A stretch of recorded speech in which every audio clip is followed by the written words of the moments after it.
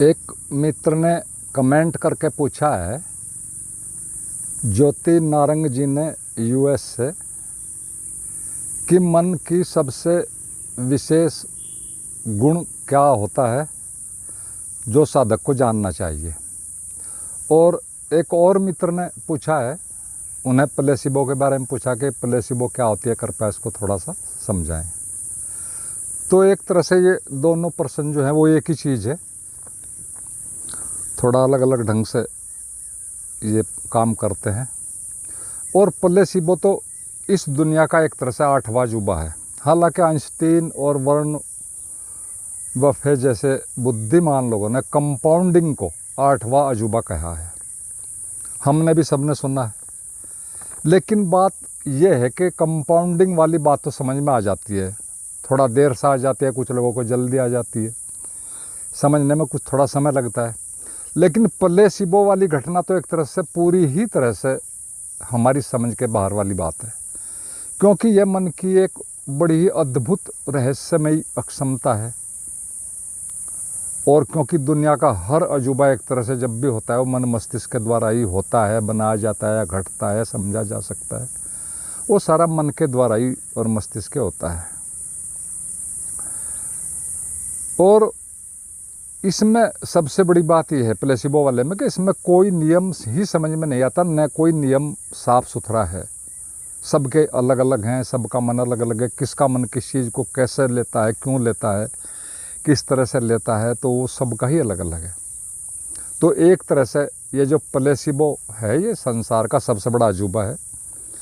और यह विज्ञान की जो गिनी चुनी और रहस्यमयी जो एक तरह से अनसुलझी गुत्थियाँ हैं विज्ञान के सामने, उनमें से एक है। वैसे ये प्लेसिबो जो है मेडिकल साइंस का शब्द है, उससे आया है। फर्स्ट वर्ल्ड वार में जब एक तरह से घायल सैनिकों का इलाज चल रहा था, जो कि चलता रहता है युद्ध से थोड़ा पीछे, तो वहाँ पर दर्द निवारक इंजेक्शन समाप्त हो गए किसी कारण से। लेकिन सैनिक परेशान थे, दर्द से कराह रहे थे। तो एक नर्स ने मजबूरी में अपने ही दिमाग में सोच लिया कि उन्होंने एक पानी का इंजेक्शन डिस्टिल वाटर का लगा दिया सैनिक को, एक दो को। तो वो थोड़ी देर में वैसे ही ठीक हो गए जैसे दर्द का इंजेक्शन काम करता था। और फिर धीरे धीरे ये बात डॉक्टरों में गई, बात धीरे धीरे चली चुपचाप, और फिर इस पर डॉक्टर ने बहुत काम किया कि पानी का इंजेक्शन भी उतना ही काम कर रहा है। फिर बहुत प्रयोग हुए इस पर, और बड़ी खोजबीन के बाद फिर कुछ चीज़ें सामने आई। और खोजबीन का जो एक तरह से आधार था वो ये था कि कुछ मरीज, बड़े गंभीर मरीज, होम्योपैथी से भी ठीक हो जाते हैं, कुछ एलोपैथी से भी होते हैं, एलोपैथी से नहीं होते, नेचुरोपैथी से हो जाते हैं, कुछ राख की चुकटी से हो जाते हैं, कोई झाड़ फूक से, कोई मंत्र जाप से, कोई किसी भी थेरेपी से, गंगा जल से, कहीं से भी आशीर्वाद से ही हो जाते हैं। तो ये क्या आखिर, ये कुछ ही लोगों में ऐसा घटता है, तो ये आखिर ऐसा क्यों है और ये कैसे ये काम करता है। तो लंबी खोजों के बाद एक ही बात का पता चला कि मनुष्य का मन उस बात पर अपने ही किसी ढंग से, कारण से, विधि से 100% विश्वास कर लेता है। तो ये एक तरह से हो जाता है।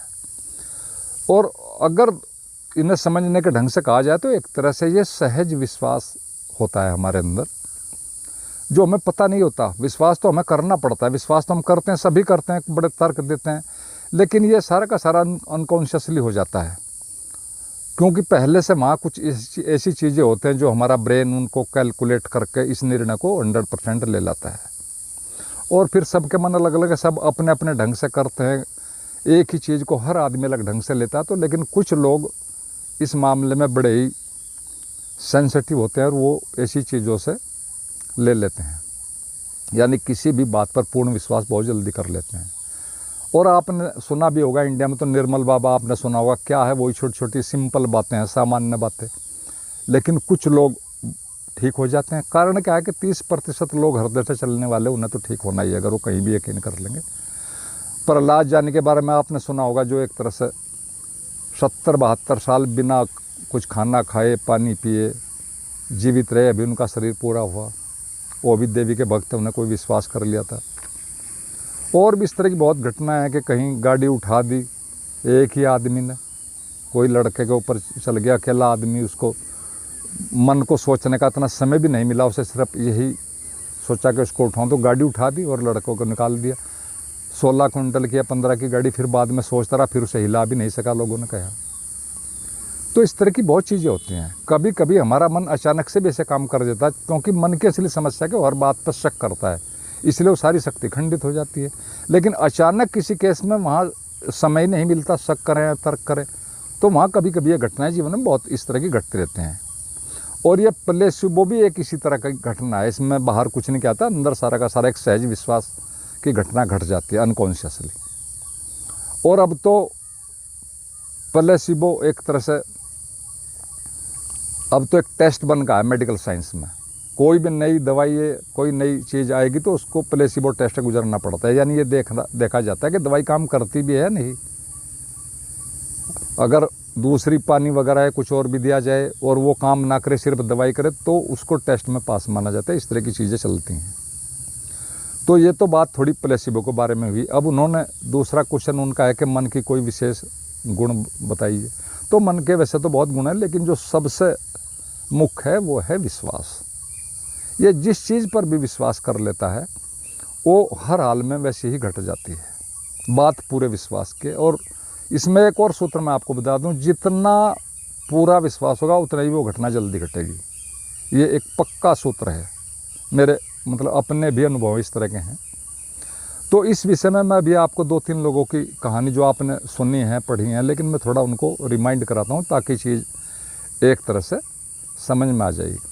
तो पहला तो इनमें अल्बर्ट आइंस्टीन का आप सबने सुना होगा, एक तरह से दुनिया के महानतम वैज्ञानिकों में से एक हैं, जिन्होंने सापेक्षता का सिद्धांत दिया, समय के ऊपर बहुत सूत्र दिए, स्पेस के ऊपर दिए, आदि बहुत सूत्र दिए उन्होंने।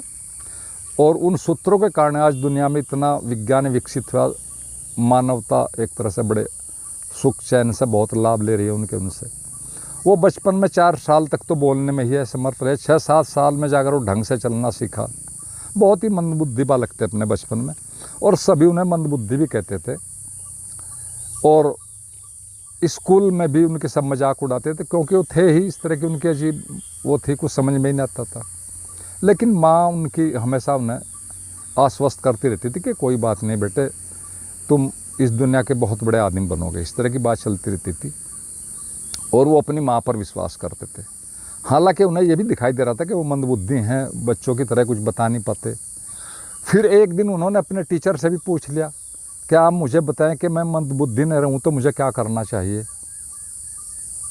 और टीचर ने उनको एक ही बात बताई कि अभ्यास करो, हर चीज़ का बार बार अभ्यास करो, बार बार काम करो। प्रैक्टिस ही है जो एक आदमी को सफल बनाती है। और फिर उन्होंने जीवन भर वो प्रैक्टिस की, बहुत प्रयोग किए और अनेकों प्रयोग किए, एक तरह से महानतम वैज्ञानिक बने। उधर माँ का विश्वास था, उधर वो उन्होंने टीचर ने उनको वो दे दी और बड़े प्रयोग किए। और वैसे अपने दैनिक जीवन में वो बात उनकी फिर भी थी जो शुरू में बचपन में थी। दैनिक जीवन में छोटी छोटी बातों में पूरी तरह भुलक्कड़ थे। घर का एड्रेस भूल गए, अपना फ़ोन नंबर भूल जाते थे, कभी चीज़ें याद नहीं, लेकिन उनके अंदर में एक पूरा सिस्टम चलता रहता था। और कभी वैज्ञानिकों की तरह प्रयोगशालाओं में ज़्यादा काम नहीं किए, सिर्फ ब्लैक बोर्ड और पेपर और पेन, यही उनका अधिकतम सारा, इसी से ही सारा अपने ब्रेन में करके सूत्र बनाते रहते थे। तो एक मंदबुद्धि बच्चा भी सिर्फ माँ के विश्वास पर कहो या टीचर की बात पर पूरा करके कहाँ से कहाँ पहुँच गया। और इसमें दूसरे नंबर पर फिर एक और वैज्ञानिक की हम बात करते हैं, वो भी आपने सुना होगा, मैंने भी एक वीडियो बनाई थी अभी 2 साल पहले उस पर। थॉमस अल्वा एडिसन बहुत ही मंदबुद्धि बालक था बचपन में। स्कूल से बार बार शिकायतें आती कि इन्हें ले जाओ, हमारा रिकॉर्ड ख़राब कर दिया स्कूल का, ये कभी पास नहीं होते। और एक दिन तो उन्होंने उसको एक पर्चा हाथ में थमा दिया कि जाओ अपने पेरेंट्स को दे देना, और उसमें लिखा था कि इसको आप कहीं और किसी स्कूल में ले जाएं, हम इसे अपने स्कूल में नहीं रख सकते क्योंकि ये कुछ भी नहीं करता, हमारा सारा वो है, रिकॉर्ड ख़राब होगा। ये पेपर में लिखा था। उसने जाकर माँ को दिया, तो माँ ने सब पूछा कि इसमें क्या लिखा है, माँ ने कह दिया कि बेटे इसमें लिखा हुआ है, आपके टीचर ने लिख कर दिया कि आपका बेटा बहुत ज़्यादा बुद्धिमान है, हम इसको नहीं समझा सकते, इसकी बातों का जवाब नहीं दे सकते, इसे किसी और योग्य स्कूल में, बड़े स्कूल में, जहाँ इसको लोग दूसरे टीचर पढ़ा सकें, हमसे अच्छे टीचर, हमारे पास ऐसे टीचर नहीं। माँ ने इस तरह से उसको बताया, जबकि था उसमें ये कि ये हम इसको रखते बिल्कुल मंदबुद्धि है, कुछ भी नहीं इसकी समझ में आता, न कोई एटिकेट पालन करता है स्कूल के, कुछ भी नहीं। और फिर थॉमस अल्वा एडिसन जो हुए आप सबको पता है, विज्ञान के महानतम इलेक्ट्रिसिटी के वैज्ञानिक हुए, 1100 के लगभग आविष्कार किए, बल्ब उनका सबसे बड़ा आविष्कार है, दुनिया को देन। और सच में तो उनकी वजह से आज जितनी भी औद्योगिक क्रांति है, उनकी वजह से ही, एक तरह से निकोला टेस्ला, इन दो ही वैज्ञानिकों की वजह से सारी आज दुनिया की औद्योगिक क्रांति कहो, ये विकास कहो, सारा इन दो की वजह से है। तो दो व्यक्ति हमने देखे कैसे उन्होंने विश्वास के दम पर कहाँ से कहाँ पहुँचे, जबकि मंदबुद्धि थे बाई नेचर। तीसरे आपने माइकल जैक्सन देखा होगा, उन्होंने भी बचपन की कुछ बातों को लिया, लेकिन उन्होंने अपने ढंग से लिया, सभी अपने ढंग से लेते हैं, बात पूरे लेने की 100%। वो भी विश्व प्रसिद्ध एक तरह से डांसर हुए, आप सबने पता है, अथाह धन कमाया उन्होंने, और 150 साल जीने के लिए सभी ज़रूरी इंतजाम उन्होंने अपने कर लिए थे। 7 डॉक्टरों की टीम हर वक्त रहती थी, हर अंग के लिए अपने ब्लड ग्रुप का डोनर रख रखा था, ऑक्सीजन चैम्बर में सोना, सब कुछ किया उन्होंने, इतना पैसा उन्होंने कमाया, लेकिन 50 साल में ही उनकी हृदय गति रुक गई। और जो कारण समझ में आया बहुत बाद में, वो ये आके वो उनका परिवार सारे, उसके भाई जो थे, कई भाई थे, उसका पिता भी संगीतज्ञ था, ये सब भी संगीत में, म्यूजिक में, डांसिंग में रुचि लेते थे भाई भी, लेकिन इसकी नाक बहुत बड़ी थी। और इसका बाप इसे बार बार कहता था कि तुम बहुत बदसूरत हो, तुम कभी कामयाब नहीं होगे, कुछ नहीं होगे तुम। और इसे एक तरह से बाप की बात इतनी गहरी बैठ गई कि उसको गलत सिद्ध करने में बहुत इन्होंने मेहनत की, बड़े एल्बम चले, बहुत पैसा कमाया। और उस सुंदर, वो जो उनके मन में था कि नाक गलत है, उसमें बहुत प्लास्टिक सर्जरी कराई, चेहरे को सुंदर बनाने के चक्कर में बहुत कुछ किया, और इतना किया कि उनमें इतनी दवाइयाँ, इंजेक्शन लिए कि अंदर से उनकी, जब वो 50 साल में उनका देहांत हुआ, तो अंदर उनकी हड्डियाँ तक गल गई थी, ओवरडोज से कहो या एंटीबायोटिक्स से कहो। और पोस्टमार्टम के बाद तो यहाँ तक हुआ था कि कोर्ट ने, एक जज ने उनके डॉक्टर को भी 4 साल की सज़ा दी थी कि तुम किस तरह के डॉक्टर हो, क्या कर रहे थे, क्या ऐसे दे रहे थे। तो ये सारी चीज़ें समझने के हैं कि उन्होंने इस ढंग से ले लिया, दूसरे तरह से। तो ये सारी बातें हमारी समझने की, हमारा मन कैसे विश्वास के बाद काम करता है, यही सारी प्लेसिबो है, और यही एक उसकी सबसे बड़ा अद्भुत गुण है। इस तरह की और भी बहुत घटनाएं विश्व में भरी पड़ी हैं किताबों में, कि कभी किसी ने गाड़ी उठा दी, कभी 2 बहनों ने ट्रैक्टर को पलट दिया, उनके बाप उथल गया था ट्रैक्टर के नीचे, ट्रैक्टर उलट गया और नीचे दब गया, 2 ही बहनों ने पूरा ट्रैक्टर उठा कर खड़ा कर दिया। तो इस तरह की बहुत चीज़ें हैं। कितने ही बच्चों ने गरीब घरों में पैदा हुए स्वर्ण पदक ले लिए। तो इस तरह की ये चीज़ें सारी एक ही हैं कि हमारा मन किस तरह से बात को लेता है। सभी के मन तो नहीं लेते, लेकिन कुछ लोगों के ले लेते हैं, 100% ले लेते हैं, और वो फिर साधन न होते हुए भी एक तरह से रिकॉर्ड कायम करते हैं जीवन में। और बात सिर्फ 100% बस मान लेने की है। ये जो 100% वाली दशा है, इसमें सफलता तो निश्चित है। कौन कैसे लेता है, क्यों लेता है, वो एक अलग है। कोई धीरे धीरे लेते हैं कुछ लोग एकदम से 100% नहीं लेते हैं, लेकिन सफलता मिलेगी 100% पे, जो भी कुछ होगा। जो धीरे धीरे लेंगे, संयम पूर्वक आगे बढ़ेंगे, 100% लेंगे, उनको बहुत समय लगेगा, लेकिन शरीर मन उनका एक तरह से सुरक्षित रहता है। जो अचानक से 100% ले लेंगे, उनमें कुछ परिस्थितियों में एक तरह से शरीर मन को हानि हो सकती है, क्योंकि यदि आप बिना समझे किसी भी चीज़ को लेंगे, बिना ठोस कारण के 100% कोई दमन वाला मामला करेंगे, तो उसमें पक्का नुकसान होगा। तो मन का सबसे विशेष गुण तो यही है कि वो जिस भी बात पर, किसी भी कारण से, किसी उपाय से, किसी घटना से उसे पूरी तरह स्वीकार कर लेता है, तो वो जीवन में एक तरह से, या कहो हमारे जीवन में, हमारे शरीर में, हमारे व्यक्तित्व में, शरीर मन चेतना तक वो पूरी तरह पहुंच जाती है, और फिर उसके एक तरह से इफ़ेक्ट साफ दिखने पड़ते हैं। तो ये बातें हमने बताई, लेकिन चूंकि हमारा जो मामला है उस साधक से जुड़ा हुआ है, साधना से जुड़ा हुआ है, साधकों से, तो प्रश्न उठता है कि एक साधक अपने लक्ष्य के लिए इसका कैसे उपयोग में इस चीज़ को एक तरह से लाए। तो बड़ी साफ बात है कि शुरू में तो हम जहाँ हैं वहाँ से तो हमें सामान्य नियमों का पालन करना पड़ेगा। तो शुरू में तो विश्वास ही मानकर हमें चलना पड़ेगा। ये साधक के लिए है, दूसरे लोगों के लिए नहीं, जो एक तरह से मुक्ति के, एनलाइटनमेंट के, मोक्ष के इच्छुक हैं। तो शुरू में तो सब विश्वास से ही चलना पड़ेगा, परिश्रम भी करना पड़ेगा, लेकिन अंतिम चरण में जाकर एक साधक को इस विश्वास वाले मामले पर एक तरह से मुश्किल आ जाती है उसके सामने, जो गहराई में जाते हैं। और वो मुश्किल इसलिए आती है, वो अक्सर बहुत साधकों को ही आती है, सबको ही आती है, कि हम अंतिम अवस्था जैसी कोई चीज़ अपने जीवन में जानते नहीं, न चारों तरफ कुछ जानते हैं ऐसा, न हमने कभी उसको अनुभव किया, तो विश्वास किस चीज़ का करें, तो यहाँ समस्या आ जाती है।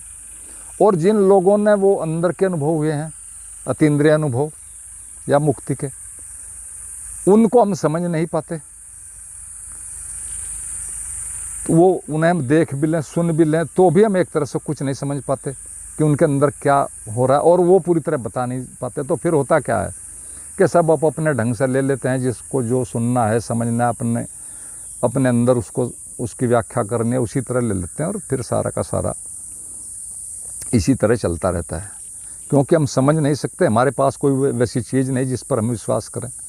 तो इस तरह की एक दो बातें हैं। तीसरी समस्या और भी इसमें आती है, और वो भी बड़ी साफ है कि ये जो हमारा मोक्ष वाला मामला है, मन के पार की अवस्था है, नो माइंड की है, और विश्वास एक तरह से मन की ही अवस्था है, या कहो प्रक्रिया है। हालांकि इसी से चलना पड़ता है, सारा काम करना पड़ता है, लेकिन आखिर में इसको भी छोड़ना पड़ता है, क्योंकि उस स्थिति में तो न किसी विश्वास की ज़रूरत है, न अविश्वास की ज़रूरत है, दोनों बातें नहीं है। वहाँ तो एक शुद्धतम होना मात्र है। हाँ, ये बात अलग है कि हमें शुरू से सारी चीज़ें करनी पड़ती हैं, विश्वास भी करना पड़ेगा, वरना यात्रा शुरू नहीं होगी। गुरु पर विश्वास करो, किसी पर करो, प्रयास भी करना पड़ेगा, और फिर धीरे धीरे अनुभव होंगे, आगे की चीज़ें, रास्ते खुलते रहेंगे, समझ में आते रहेंगे, और फिर एक तरह से हम सभी के पार चले जाते हैं इसी स्थिति में कि जहाँ ना विश्वास है, ना अविश्वास है, ना अच्छा है, ना बुरा है, ना कोई इच्छा है, ना कल्पना है, ना कोई अनिच्छा है। एक शुद्ध होश कहो है, या शुद्धतम अस्तित्व कहो, या हैपन कहो। लेकिन ये चीज़ें तो प्रैक्टिकल करने के बाद ही एक तरह से आती हैं।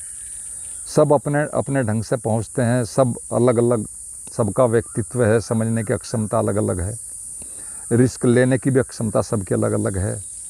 और ये तो इसको एक सिंपल सी चीज़ से भी अगर समझें तो जैसा एक सीढ़ी के ऊपर हम मकान पर जाना है, कोई आदमी बहुत जल्दी चढ़ जाता है, जो थोड़ा रिस्क ले लेता है, या कोई जिसमें दिल होता है, साहसी होता है। कुछ लोग बहुत धीरे धीरे चढ़ेंगे, वो भी चढ़ जाएंगे। तो ऐसे ये हम सब का मन अलग अलग है, सबका व्यक्तित्व अंदर से अलग है, बाहर से कुछ पता नहीं चलता। तो ये सारी की सारी चीज़ें समझने की हैं अपने मन के ऊपर एक साधक को, इनको ज़रूर करना चाहिए। और बात तो सारी यही है कि practice makes a man perfect. Gita का बड़ा सिंपल सूत्र है, सब चीज़ उसमें आ जाती है, वैराग्य और अभ्यास। वैराग्य पैदा करो, वैराग्य पर सोचो, वैराग्य को विचारो, वैराग्य को विजुअलाइज करो, वैसे ही लोगों को पढ़ो, और बार बार इन चीज़ों का अभ्यास करो। अंदर ये चेतना की गहराई में चली जाएंगी, आदमी अपने अंदर ही फिर स्थित हो जाएगा। तो गीता में तो बहुत थोड़ा ही कहा है, और चीज़ों पर बहुत बोला, लेकिन वो सारा सूत्र इसी में आ गया, वैराग्य और अभ्यास, यही सारा है। कहीं से चलो आना यहीं पड़ेगा, अभ्यास भी करना पड़ेगा, और वैराग्य भी। वैराग्य का सीधा मतलब है नॉन अटैचमेंट सब चीज़ों से। आप कहाँ रहकर उसको उपलब्ध करते हैं, घर पर, बाहर, वो भी सारी की सारी चीज़ें एक तरह से अलग अलग बातें हैं। तो आप लोगों ने मेरी बातों को सुना, आपका बहुत बहुत हृदय से धन्यवाद, और अंत में सभी मित्रों को मेरा प्रणाम।